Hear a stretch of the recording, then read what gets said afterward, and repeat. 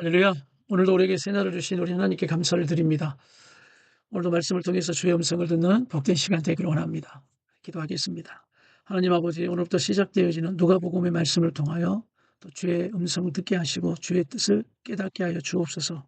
말씀을 통하여 나를 보게 하여 주시고 또 말씀을 통하여 우리의 마음을 새롭게 변화시켜 주시옵소서. 말씀대로 믿고 말씀대로 순종하며 나아가겠나이다. 예수님의 이름으로 기도드립니다. 아멘.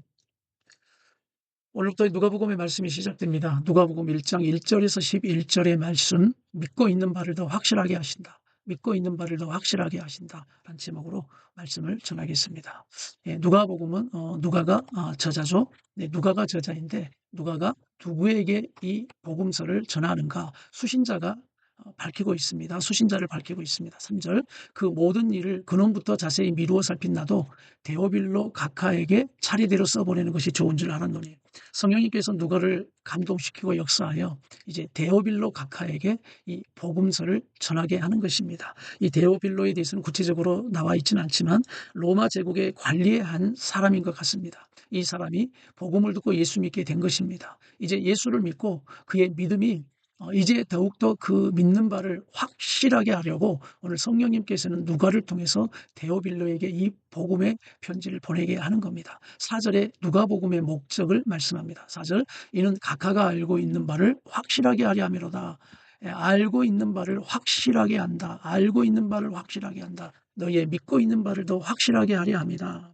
바로 또 배운 하나님의 말씀들이 확실한 사실임을 알게 하려 한다라는 이 목적이 있습니다. 오늘 이 누가복음의 목적대로 성령님께서는 누가복음을 기록하게 해서 우리가 믿고 있는 바를 더 확실하게 하려고 하시는 성령님의 목적이 있습니다. 오늘 그 은혜처럼 우리 성도들의 믿음이 더 믿고 있는 바가 더 확실해지는 믿음이 되기를 축복합니다.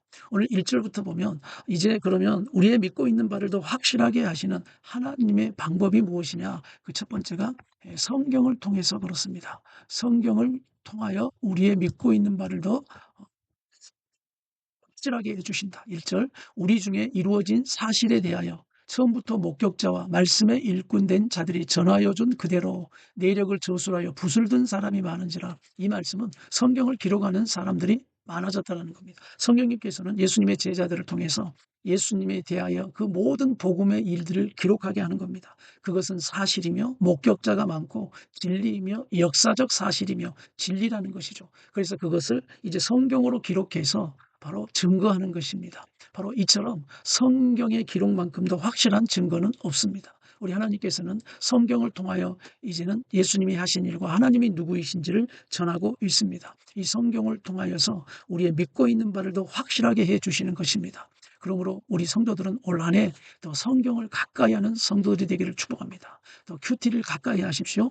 설교를 잘 들으십시오. 설교를 기록하십시오. 그리고 마음판에 새기십시오. 그리고 그 말씀을 통해 성경을 통해서 우리의 믿고 있는 바가 더 확실해지는 믿음이 될 것입니다. 올 한 해는 더 성경을 통하여서 우리 성도들의 믿음이 확실해지며 또 우리가 이 성경을 통하여 믿고 있는 바가 확실해진 믿음을 누가가 데오빌로 각하에게 전하는 것처럼 우리 성도들을 통해서 이 하나님의 말씀을 또 전하고 전도하는 하나님의 말씀이 되기를 바랍니다.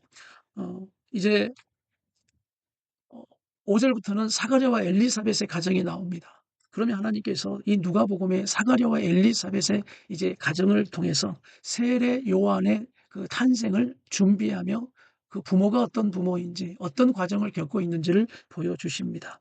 자, 이제 그러면 사가랴와 엘리사벳의 가정을 통해서 우리 하나님은 우리의 믿고 있는 바가 더 확실한 믿음이 되게 하기 위해서 어떻게 또 역사하고 인도하시는가.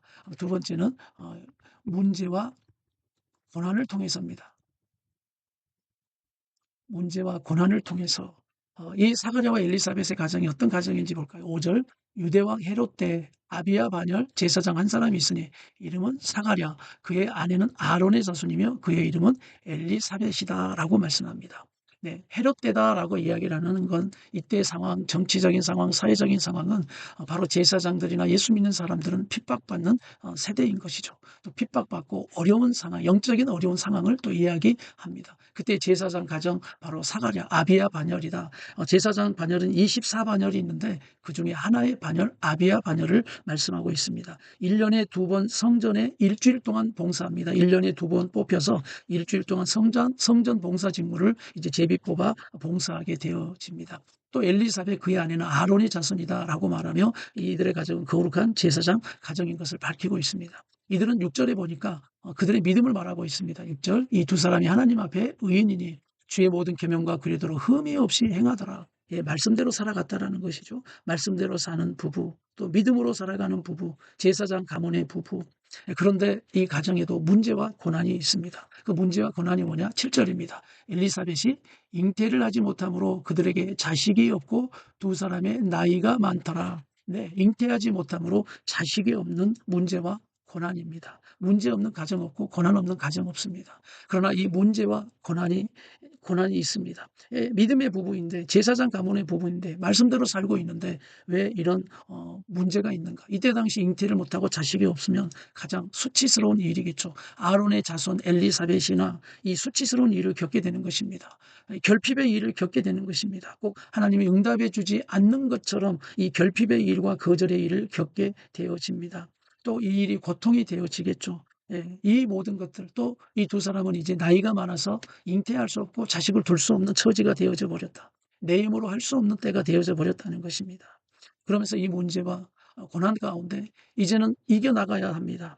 이 문제와 고난을 통해서 주저앉아 고통당하고 있는 것이 아니라 하나님을 더 의지해야 하는 것입니다. 하나님을 찾아야 하는 것입니다. 이 문제와 고난을 돌파하여 더 믿음으로 하나님을 바라보는 가정이 되어야 하는 것입니다. 그렇습니다. 우리의 믿음은 좋은 일이, 형통한 일이 있어서 확실한 믿음이 되고 좋은 믿음이 되는 것이 아니라 이 문제와 고난을 통해서 보석처럼 아름다운 믿음으로 우리 하나님은 키워가십니다. 그러므로 문제와 고난은 그저 우리를 죽이고 또한 고통으로만 끝나는 사건이 아니라 이 문제와 고난을 통해서 더욱더 오늘 사가랴와 엘리사벳은 하나님을 붙잡습니다. 또 하나님의 말씀대로 의지하며 나아가는 가정이 됩니다.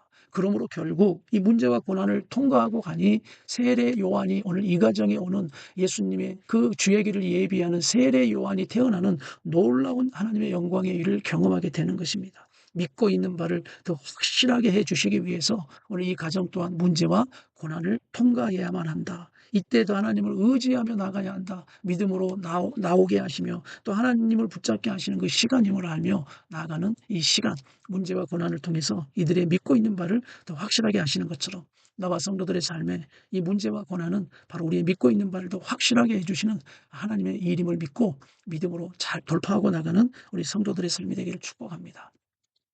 오늘 세 번째, 우리의 믿고 있는 바를 더 확실하게 해 주시는 방법 세 번째는 분양하는 시간, 기도를 통해서입니다. 오늘 분양이라는 말씀이 나오는데 이 분양하는 시간, 바로 어떤 시간이냐? 네, 기도를 통해서 우리의 믿고 있는 바를 더 확실하게 해 주십니다. 우리 8절 읽겠습니다. 마침 사가랴가 그 반열의 차례대로 하나님 앞에서 제사장의 직무를 행한다. 문제와 고통이 있고 어렵지만 그들은 하나님 앞에 맡은 그 직무를 성실하게 해 나가고 있습니다. 9절 제사장의 전례를 따라 제비를 뽑아 주의 성전에 들어가 어떤 직무를 합니까? 분향하는 직무를 합니다. 예, 분향은 아침 저녁으로 하게 되어져 있습니다. 그럼 이 분향은 바로 분향의 향을 피워서 향의 연기가 나게 하는 것인데 그때 어떤 일이 일어나느냐. 10절 모든 백성은 분향하는 시간에 밖에서 뭐합니까? 기도합니다. 기도. 그러니까 제사장을 안에 들어가서 주의 성전에서 분향의 향을 피워서 향이 올라가죠. 향의 연기가 하늘로 올라가면 어떤 것을 의미하느냐.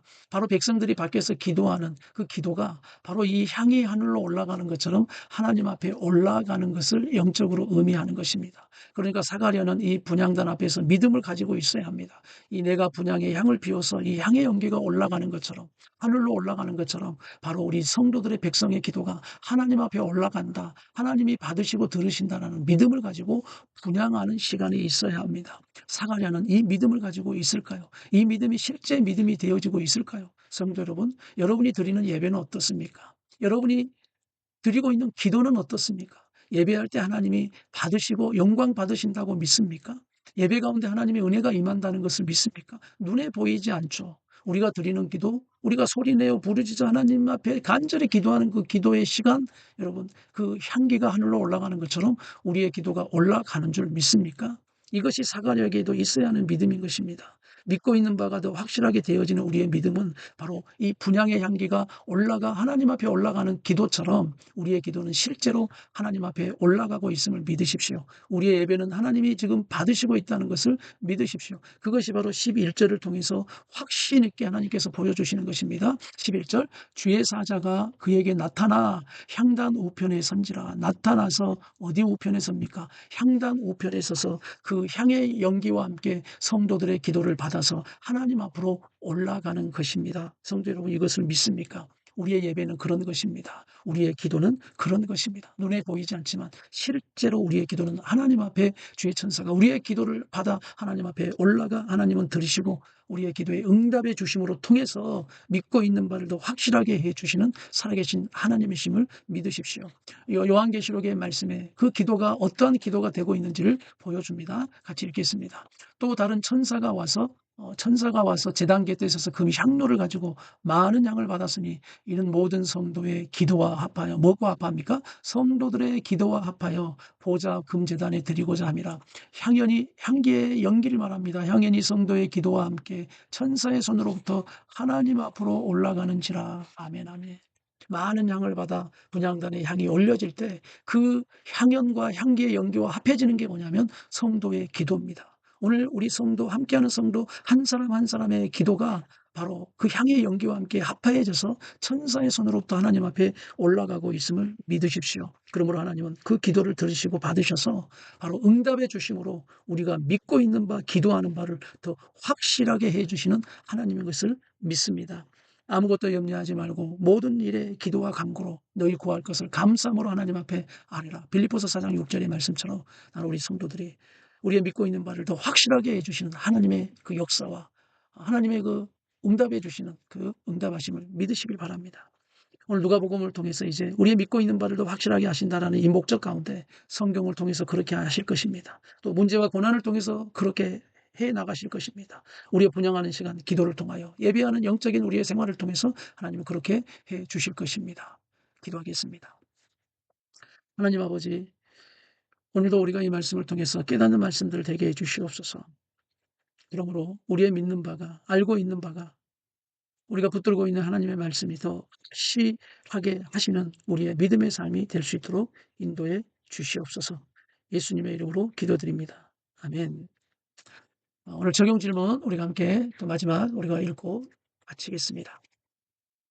나는 성경을 100% 하나님의 말씀인 것을 믿습니까? 올해는 더 성경을 읽고 큐티하며 설교를 잘 들을 것을 결단하십니까? 그때 나의 믿음을 더 확실하게 해주시는 것을 믿습니까? 현재 나의 결핍과 고난은 무엇입니까? 그 때문에 하나님을 찾으며 구원의 직무를 감당합니까? 그 가운데서도 여러분 하나님이 맡기신 그 직분과 하나님이 맡기신 그 일들을, 사명들을 해 나가고 계십니까?